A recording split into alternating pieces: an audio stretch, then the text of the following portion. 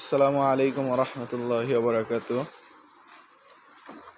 আপনারা সবাই অবগত আছেন, আলহাজ মকবুল হোসেন মদিনাতুল উলুম হাফেজিয়া মাদ্রাসাটি পড়ে গেছে। তাই এতদিন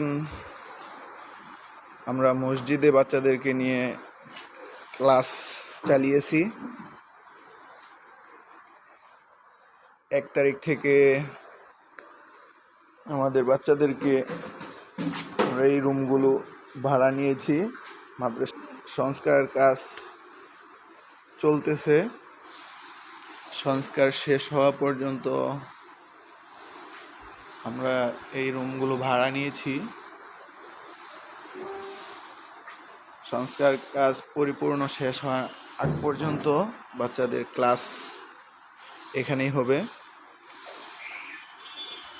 সকলেই মাদ্রাসাটির জন্য আন্তরিকভাবে দোয়া করবেন, আর সংস্কার কাজ যেন অতি দ্রুত শেষ হয়ে যায় সেজন্য সকলের কাছে আমরা আন্তরিকভাবে দোয়া প্রার্থী ইনশাআল্লাহ।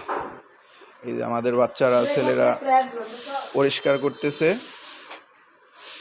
হয়তো 1 তারিখ থেকেই বাচ্চাদের ক্লাস এখানেই শুরু হবে যথারীতিভাবে।